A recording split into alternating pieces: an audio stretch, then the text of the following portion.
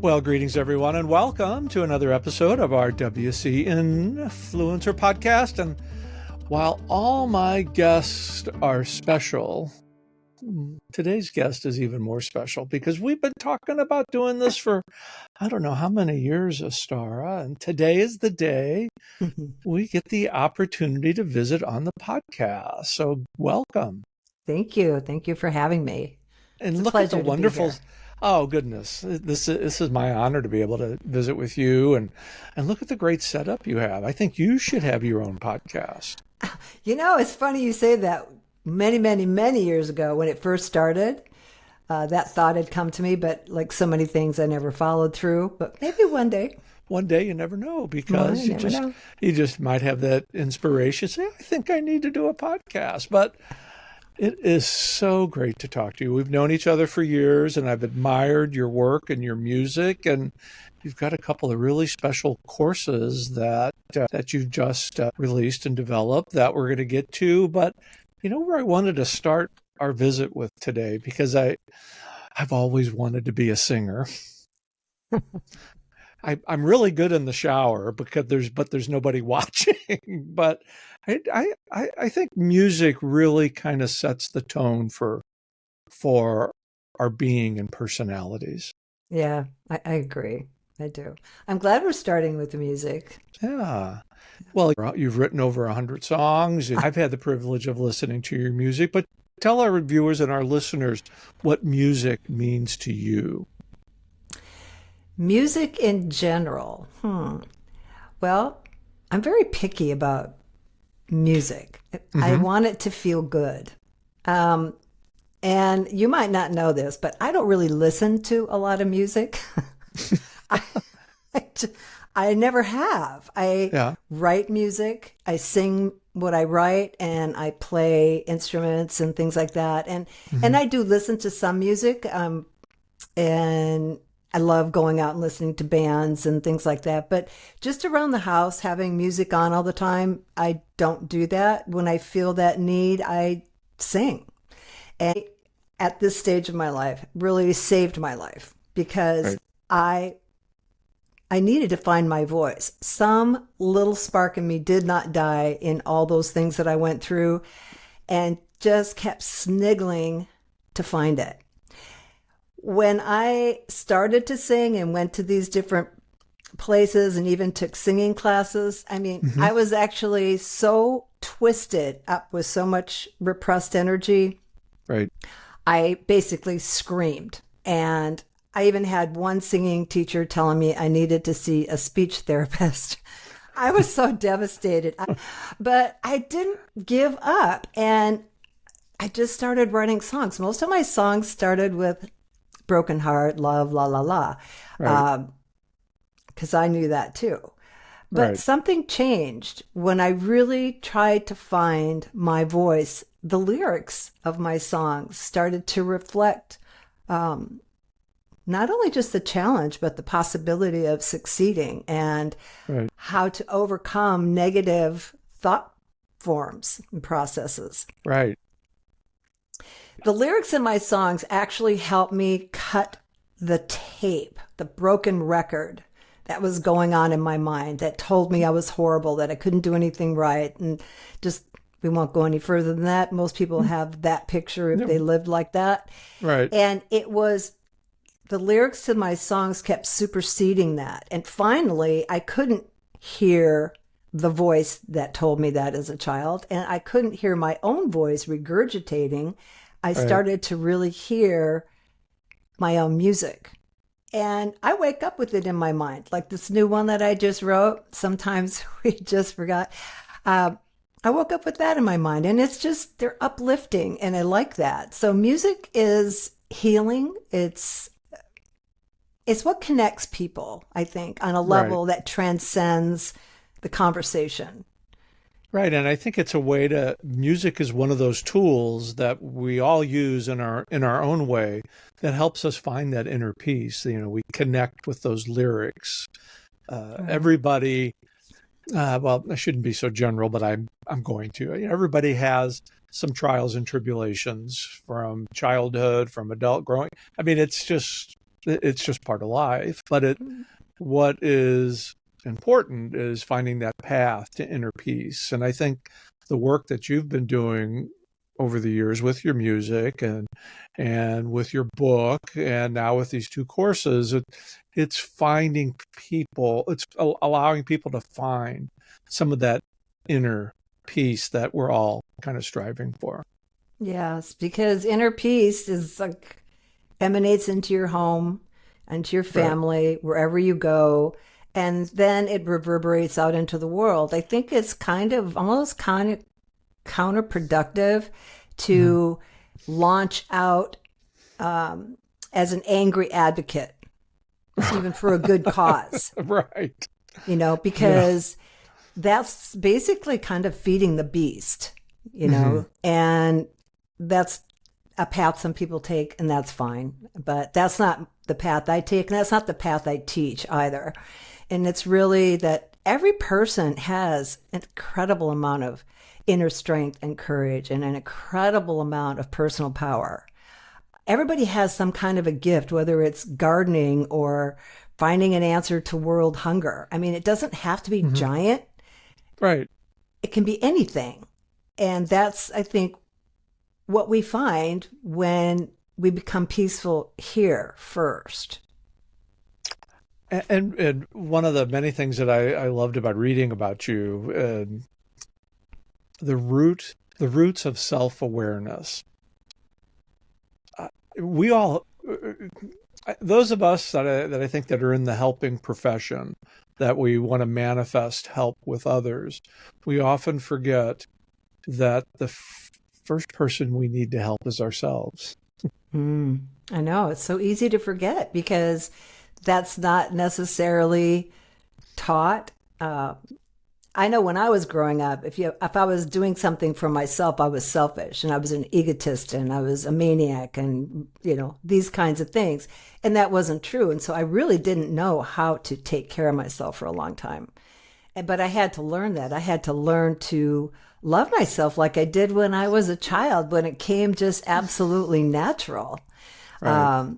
And that's what I would love for people to do. If they did one thing, if they learned how to love themselves, this whole world would be just a completely different place. It would, and it's not silly at all. That's, I think it was John Lennon, give love a chance or give peace a chance. It was either John Lennon or George Harrison or one of the two, but it's so true.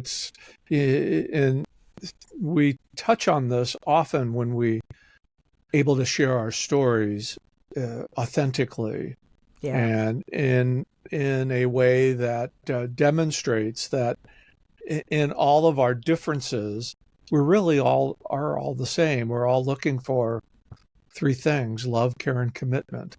And how do we find those? And I think what you've created here is helping people on that path to find themselves and be at peace and look inward to be able to serve others better.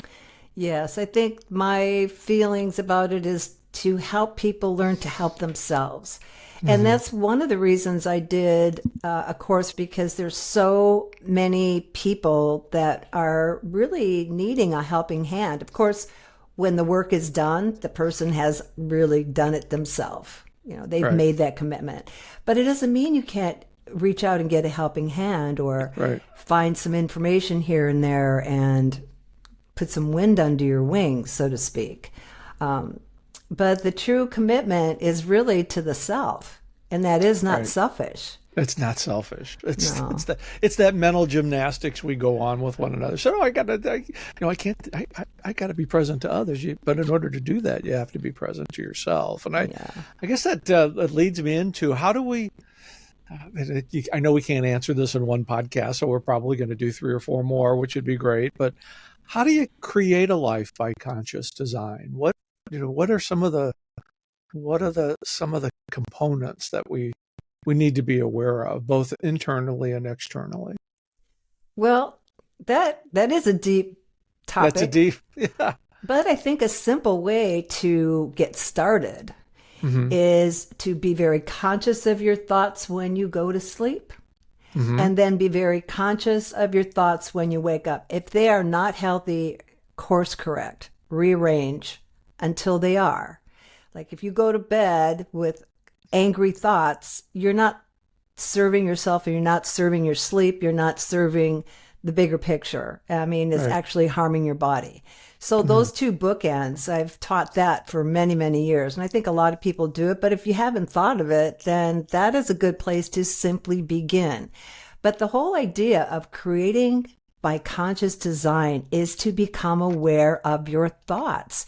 Now, people have a million thoughts going through their mind. When do you stop and slow down enough to know what you're really thinking? That took me years. And whenever I have a thought that is not where I want it to be, I don't just let it slip by because it's just a little one and it only happens once in a while. I grab that, say, what are you? What do I need to learn? What do I got to do with you? Whatever. But when you're starting, you have to be patient with yourself because more people ruminate than I ever imagined in my life. I thought I was the only one that did that, like spin the tape around. Not so. That's why I've got a bald head here, because it's all those thoughts just keep spinning around. So creating by conscious design isn't just a thought either. It's a thought and a feeling. And we have to allow ourselves to feel. I have someone who's taking one of the courses, and she went through Judgment 1 and 2, and she kind of got stuck there for a while. And she didn't want to move on until she kind of felt she could really digest what was there. Made her cry, different things happened. And I'm like, how brave, how courageous to allow those feelings to move like that. And nobody's in a race. That's the thing about conscious mastery. You're not in a race. You just begin, and every day you do the best you can. If you're entertaining negative thoughts, find out what it is. And chances are it's not about that rotten apple you just picked up. It has something to do with the tree way back over here. You might not find it, on the first go, but if you keep inquiring, you keep looking inside, you've got these amazing treasures and, nasty shadows, but they're not all nasty shadows. Right. A lot of people have relinquished parts of their brilliant self into the dark of themselves. And that's their treasure. So it's kind of like going on a treasure hunt, really. Like when you look inside, you're going to see some like, oh, I don't really like that. But go through it, lift it, and then find the treasure of yourself and start to bring life to that. I know it sounds easier than it is, but it's all doable. It's kind of like taking personal inventory, or that spring cleaning that we always put off, in order to. So if we've used the analogy of your home, you do that spring cleaning, you tend to things that you've left undone for the winter, and then all of a sudden you're refreshed and it looks great. It's kind of that same analogy there, is that sometimes we need to do that inner perspective and be conscious. That's why I love this term, conscious mastery.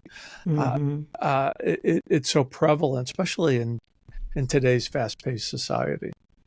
Yes, fast-paced. That's another thing. I mean, we do not have to go that fast.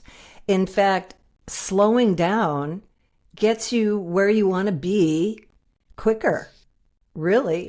Yes, it does. I know, right? Yeah. And, the whole analogy of spring cleaning, I love that. And, there's times when people dig in and they do the spring cleaning and it goes on for months because they've really started to discover, and they're moving a lot of stuff, and they probably ask for some help here and there just so they can balance their energy and stabilize the new energy. And then they get this place where it's like, and I've been there so many times, like, oh my God, I'm done. This is great. I don't have any more fear. I'm like ready for, and I was until I got to go through the next wave and go deeper. And I remember asking myself, did I learn anything? Was I doing anything? The answer is yes. It's just that now this level is integrated and my soul said, let's go deeper so we can go higher. And so I did. And that happened so many times. I started to see the signs and see the signals. And I didn't ask myself that question anymore. Did I really do anything? I knew I did. The thing is like, oh, okay, we're going at it again so soon? All right, let's do this. And I do provide tools that help people help themselves or help facilitators help their clients. I have this undying, beautiful vision of a world of people loving each other and loving themselves and peace. I really do. I don't dig in too much to a lot of negative commentary. I know what's going on in the world, but I don't have to immerse myself. Exactly. I don't want my energy body to start feeling agitated, because if it does, I have been there too long. And that's not healthy. Right. It is not healthy at all to stay in the negative, for sure. So let's talk about your two courses. This is it's very exciting. It's kind of like, you've published you've had a book published, you've had music published, but these courses, it's like having that first book in your hand. It's like it's really you're excited, you're giddy, and you've been working on it really hard, and now you're about to unveil them. And so let's talk about the Conscious Mastery Life Course. Let's start there first. Okay, the life course is for everyone who wants to start digging into the journey of helping themselves, of understanding why they've created the life they've created, to actually help them understand that they in fact did, and to create a bridge to take them from where they are to where they want to be, with a level of understanding, because to just have positive quotes is great, have positive affirmations is great, but you have to go deeper. You have to go into the vibration, you have to go into the feeling. And like I mentioned to you earlier, it's not a race. You go at your own pace, and you dive in and you write. I really advocate journal writing. I've been writing in a journal for 40 some years. I do it every day, still do, probably will to my last breath. And the way a person can untangle their thoughts and their feelings and then look at it and go, oh, wow, okay. Because once you start writing, some automatic things just start laying themselves out on the paper. You probably know that yourself, right? Yes. Writing is very cathartic. Yes. So the course, it begins with, there's sections, and some of the modules are like on forgiveness, heart essence versus heartlessness. And I had to put this in there because I think a lot of people move in heartless ways that don't understand that that's what they're doing. But I'll give them examples, and I do in there. But when they see that, they're like, wow, that's not really what I want to do. Like, I don't see myself as being heartless, but yet this is what I'm doing. I'll just give a really quick example. Like, say you're in an argument with your spouse, and then you just give them the silent treatment. That's when the heart chakra has closed. And that is an example of heartlessness. The heart is not operating, is not vibrating out. It's not offering any solutions. It's like a stone wall. And there's a lot of other examples I give. That's a simple one. And people think, well, that's really not such a big deal. But it is. Every little thing that we do is a stepping stone or a building block to something or somewhere. I talk about judgment. There's 2 modules on judgment and guilt. Denial is a big one.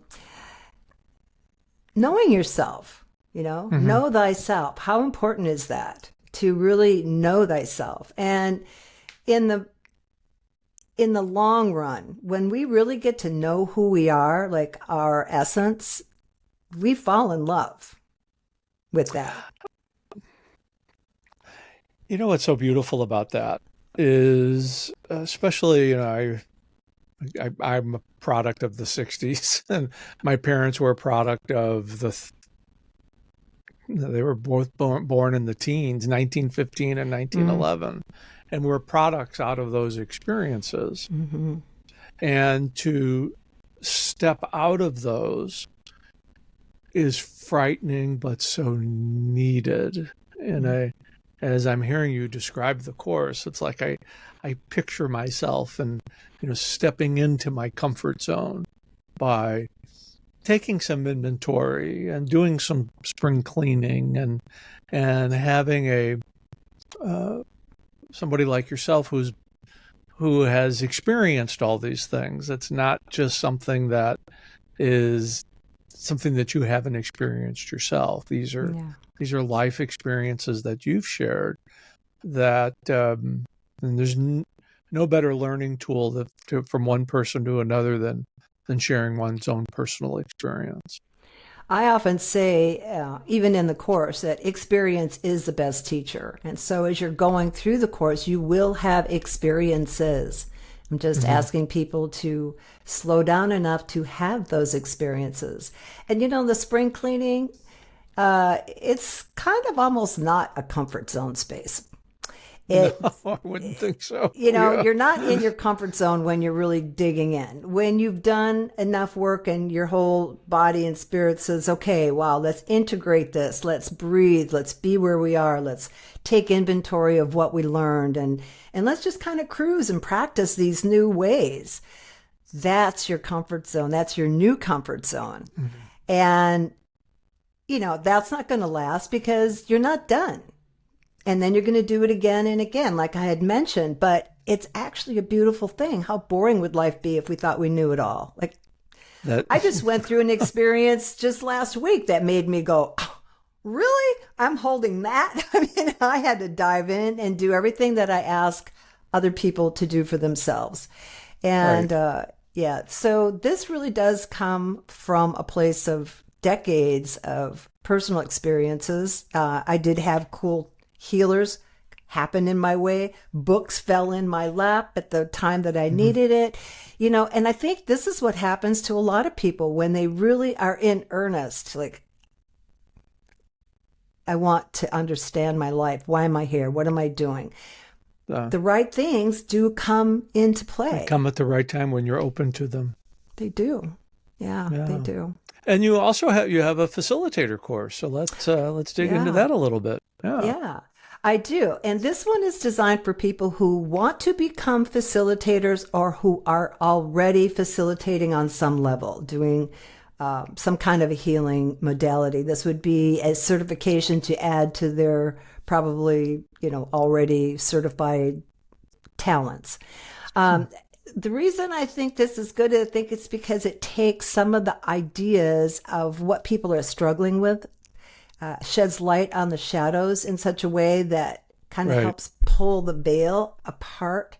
So when they're hearing people, they can understand like, oh, wow, that sounds like a root chakra issue. Now, in the root chakra, there's all kinds of tools from yoga postures to healthy foods to mantras. I have sounds that relate to the chakras, not only just the seed sound, but the actual key sound to help bring balance into the chakras. And in the professional one, there is also a whole section on creating events, how to create safe space, and just how to gather people so you can grow your business, you can be useful in your community, because you don't have to charge for everything, but you don't have to do everything for free either. Right. But this is a way for your community to get to know you and some of the things that you do. So I give different kinds of event ideas, how to title and subtitle so people can understand, is this a fit for me or is it not? Ideas of how to look for the location and what you might need in those locations, to like bathroom facilities, parking, things like that. When I first started doing it, I didn't think that far ahead. I just launch out and I'm like, oh, wait a minute, there's no bathrooms or whatever, There again, experience being the best teacher. So I gave everything that I could think of to help them help others. And then also it's helping them help themselves too to get to the next level, because nobody knows it all. And I'm learning every day, honestly. I mean, just having this podcast with you, I had to look at how I was feeling about it, and how I feel about who I am, and am I going to look pretty? I know it sounds crazy, but these are things going on in my mind. You got it all covered. You got it all covered. Mm-hmm. And, and just get settled, like, Yeah, but that's so true. Yeah. Yeah. Anytime we do something a little bit different or out of our comfort zone per se, no matter how many songs you've written or books, when you're doing something different, there's always that like when you get butterflies in your gut, but those are usually pretty good, pretty good to have, because it's another learning experience that we take from. And I think those little butterflies are like little friends, they're like, give you a little bit. They are. They're all yellow butterflies for me. So. Yeah, beautiful. Yellow butterflies are the ones that came and have still been coming since my brother passed. I was in the middle of creating this course when I went to California, and I thought I was going to work on it while I was there, because I just did a one-way ticket. I really didn't know what I was stepping into. We won't go into that. But what I will say is that everything that I've learned and that I teach and that I talk about came to me in spades to practice. And I did it every single day. Just every single day I left the work because I was doing the work again. Right. And it was the most amazing learning lesson for me. And I was absolutely in the right place at the right time, as difficult as it was. And then when I got back, I saw so many yellow butterflies, and his favorite bird was an owl, and had an owl perch right on a tree right outside my window for days. And then sit in a tree over there. I know, just... That's right. Yeah, it does make the heart pitter-patter for sure. And, creating by conscious design, I think it's really important to have some sort of a doable system. Like if you're going to go do a workout, if you're going to start an exercise program, you don't want to start with, I'm going to do 100 sit-ups and then I'm going to run 3 miles and I'm going to do this every other day. Well, it's not realistic, But I think what is realistic is that you could actually put pen to paper every day. Doesn't mean that you're actually going to write, but you could put your pen to the paper and date it. That's it. Do a doodle, date it, whatever. And then come back and until you start feeling safe enough and curious enough to start writing and see where it takes you. That is a very simple start of a devotion to yourself. I had a big... Oh, goodness, a devotion to yourself. Now that is a tagline for sure. Yeah. So I had a whole thing that I did every day. And then when I went to California, the whole thing just fell away, except I still managed to journal. I still managed to find little things to keep me grounded. That was your comfort zone. Yeah. Because it was necessary as a touchstone. So I didn't get lost and I could be more helpful. Mm-hmm. And that's what I think, like, okay, so the bookends, a good thought at night and a good thought in the morning before you get up. I mean, I smile before I even open my eyes. I just do that. I love that. Yeah. And at night, a good thought before you fall out. It's just, I'll always tell Friak, I love you. He tells me, I love you, sweet dreams. So that's our last little conversation. If you're by yourself, you can still say, what a great day I had. It's all about gratitude. Yeah, pick something out. Pick something out. Mm-hmm. Yeah. So between those two bookends and just starting to write so you can become conscious of your thoughts and your feelings, that is the great way to actually begin to master your consciousness in the simplest form that I could think of to share today. I am so excited to dig into the course and have more conversations with you about I think we'll do some more podcast about as I go through the course and that's great. I think that's we discover things as we talk, but I'd love to do that. We Cool. we can go through this. I'll go through the course, and we'll do this together through some podcasts. That would be wonderful. But everybody's on their pins and needles, wanting to know how can they learn more about the course, where can they find it. And of course, we're going to have all the notes in our show notes, but everybody wants to hear it from you, Astara. So how can people learn more about conscious mastery? Oh, please go to my website, consciousmastery.com. I've been writing blogs there since 2010. So there's a lot of information. You can see those on the sidebar. But at the top, you can see where there is the course, which is the life course, and the certification.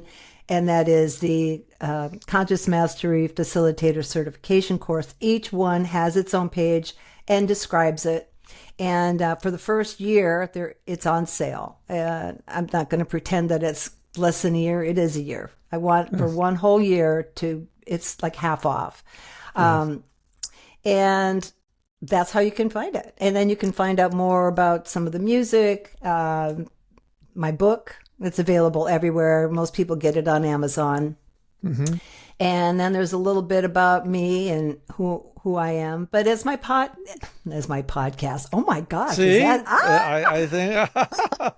I think it's going to happen. I think it's going to happen. It might. That's so you funny. You already have the title for it. It's Conscious Mastery Podcast. So yeah.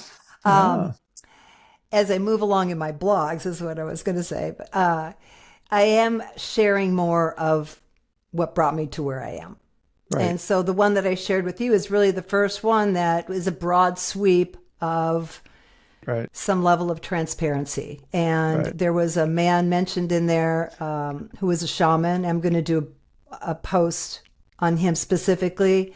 Right. He's just a wonderful man, and he's doing great work. And when I met him, he was working out of his home, but now he's grown, expanded, and he's touching people all over the world, and it's just pretty fantastic. I think there's your first guest for your podcast. Yeah. Star, what a great visit we've had today, and you are certainly a WCNFluencer with all the great work that you're doing, and I'm looking forward to our next visit soon. Namaste.